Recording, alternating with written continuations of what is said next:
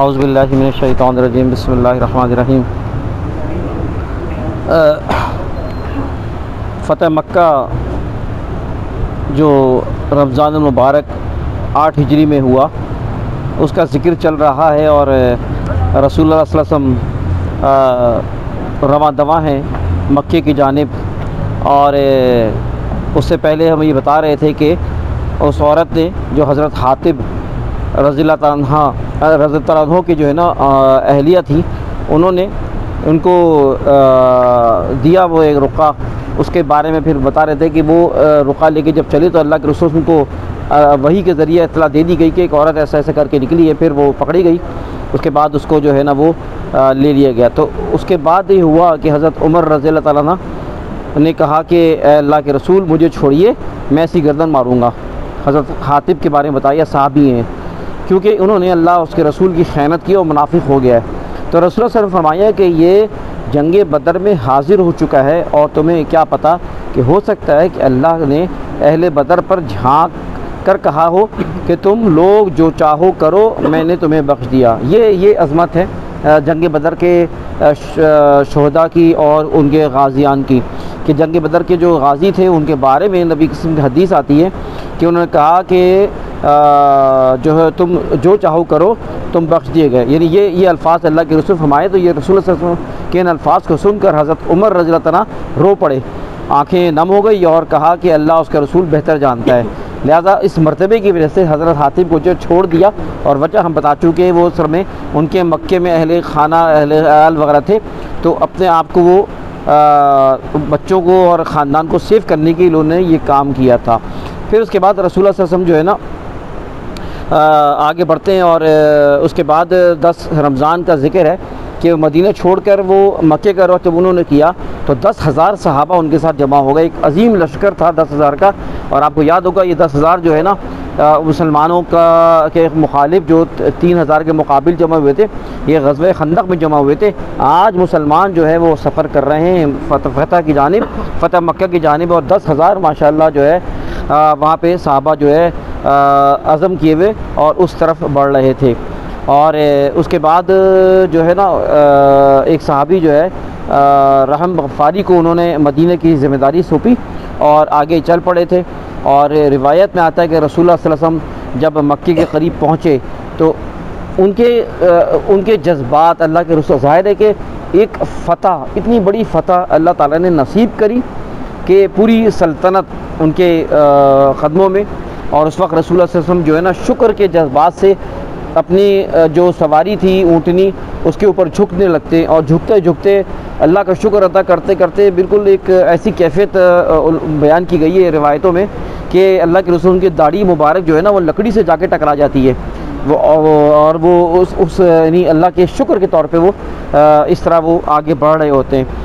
अच्छा, अब जब ये आगे जैसे से बढ़ते हैं तो मक्के के कुफ़ार जो है इंतहाई हैरान परेशान कि ये क्या हो क्या रहा है। उनकी समझ में नहीं आया कि अचानक ये इतनी बड़ी तादाद में वो कहाँ से और किस तरह आ गए। इधर अबू सुफियान जो है ना उसको ख़बर मिल गई और वो दौड़ा दौड़ा वहाँ पहुँच गया और देखा तो एक अजीब मामला है। अच्छा हाँ, ये बात ही बताता चलूँ कि ये सफ़र बड़ा कड़न सफ़र था और उस वक्त रसूलुल्लाह सल्लल्लाहु अलैहि वसल्लम ने जो है ना सहाबा ने रोज़ा रखा था और उस रोज़े को इसी सफ़र में तोड़ा था। नबी सल्लल्लाहु अलैहि वसल्लम ने तोड़ के दिखाया था, ऐलान किया था, क्योंकि ये रोज़ा ज़रा सख्त हो गया था, इसलिए ये रोज़ा तोड़ दिया गया था। ये इसी सफ़र की बात है। अब जब अबू सुफियान आगे बढ़ता है तो अल्लाह के रसूल सल्लल्लाहु अलैहि वसल्लम ने और सहाबा ने किया कि पूरे लश्कर को कहा आग लगाओ, और जगह जगह जो आग लगा दी।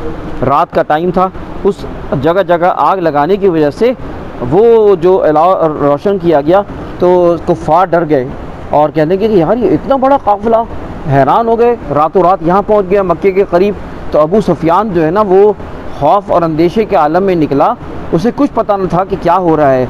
उसने अपने लोगों से कहा कि तुमने आग देखी है? उसने कहा यार ये तो लग रहा है बनो ख़ज़ा हैं। आपको पता है कि बनो ख़ज़ा जो है उनको जो है उनको क़त्ल किया था, मारा था इन लोगों ने, कुरैश ने। तो शायद वो बनो ख़ज़ा का अंदाज़ा था कि बदला लेने आए हैं। तो अबू सुफियान बहुत ही होशियार आदमी था, क्योंकि वो बाद में सहाबी हो गए थे। फ़िलहाल हम उनको अबू सुफियान कह रहे हैं, लेकिन असल में वो अबू सुफियान रज़ियल्लाहु अन्हु हैं। तो अबू सुफियान ने उस वक्त ये कहा कि नहीं, ये ख़ज़ा नहीं है, ये तो ख़ज़ा तो बहुत कम और ज़लील हैं इसके, ये तो कोई और काफ़िला है। फिर उसके बाद उनको अंदाज़ा हो गया ये तो मोहम्मद का काफ़िला है। जब उसको अंदाज़ा हुआ ये तो मोहम्मद का काफ़िला है, वो बहुत घबरा गया और उसने कहा, अब उसको मौत नज़र आने लगी। लेकिन अल्लाह ने जिसको ईमान देना होता है, खैर उसके अबू सुफियान में कुछ खुसूसियात थी और इनके बारे में रसूल सल्लल्लाहु अलैहि वसल्लम ने ग़ालिबन हज़रत हमज़ा रज़ी अल्लाह अन्हु की शहादत के बाद ये ख्वाहिश ज़ाहिर की थी अल्लाह के रसूल के कि काश अबू सुफियान भी ईमान ले आए, और यही हुआ कि बाद में अबू सुफियान भी ईमान ले आया। तो अबू सुफियान की जब ये अंदर ये ख्वाहिश पैदा हुई कि मैं भी ईमान लेके आऊँ, तो हज़रत अब्बास ने इसका सहारा लिया। हज़रत अब्बास ने कहा तो मेरे साथ आ जाओ। अबू सुफियान को अब्बास लेके चले और अब्बास को डर था कि कहीं इनकी गर्दन ना मारी जाए, और ऐसा ही हुआ। जैसे ही वो आगे बढ़े तो हज़रत उमर रज़ी अल्लाह तआला अन्हु तलवार निकाल के खड़े हो गए और कहने लगे इसकी मैं गर्दन मारूंगा, ये तो दुश्मन है और मुशरिक, और ये फ़लाँ उन्होंने कहना शुरू किया।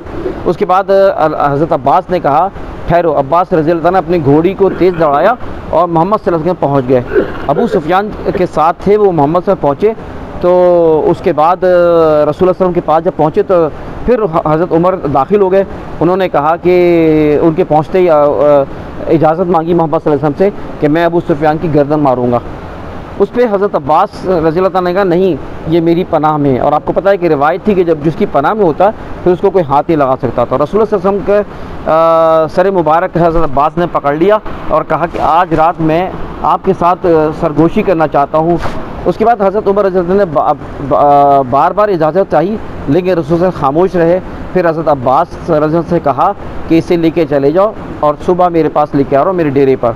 उस वक्त वो रफ़ा दफ़ा अल्लाह के रसूल ने कर दिया मामला। अबू सुफियान डरा हुआ, घबराया हुआ, लेकिन अल्लाह ताला ने उसको ईमान की वो एक रमक़ दी थी जिसकी तरफ वो तलब बल्कि आगे बढ़ा था। उसके बाद सुबह वो पहुँचते हैं हज़रत उनके पास से पहुँचते हैं नबी के पास। तो उसके बाद अबू सुफियान जो है इजहार करते हैं और अल्लाह के रसूल के सामने इजहार करते हैं, ईमान लाने की बात करते हैं। और उसके बाद जो है ना रिवायत में आता है कि अबू सुफियान की गर्दन नीचे झुकी हुई थी, आंखें नीचे झुकी हुई थी, इंतहाई शर्मिंदा था। हालांकि अल्लाह के रसूल से उस वक्त ये अल्फाज कहे कि तुमने बहुत तकलीफ़ दी मुझे और तुमने जिस तरह वो किया, अल्लाह के रसूल ने उसका दोबारा इजाला भी किया। लेकिन बहरहाल वो ईमान कबूल करने आए थे। तो आप फरमाया हाँ, जो फिर हज़रत अब्बास ने कहा ये ईमान तो कबूल कर लिया, अल्लाह के रसूल ने कलमा पढ़वा दिया, वो ईमान लेकर आ गए अबू सुफियान।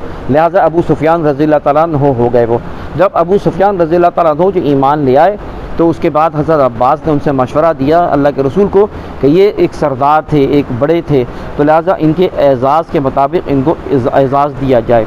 तो अल्लाह के रसूल ने उनको बड़े एज़ाज़ से नवाजने के लिए यही कहा कि जो अबू सुफियान के घर घुसेगा उसे अमान दी जाएगी, और जो अपना दरवाज़ा अंदर बंद करेगा उसे अमान दी जाएगी, जो मस्जिद हराम में दाखिल होगा उसे अमान दी जाएगी।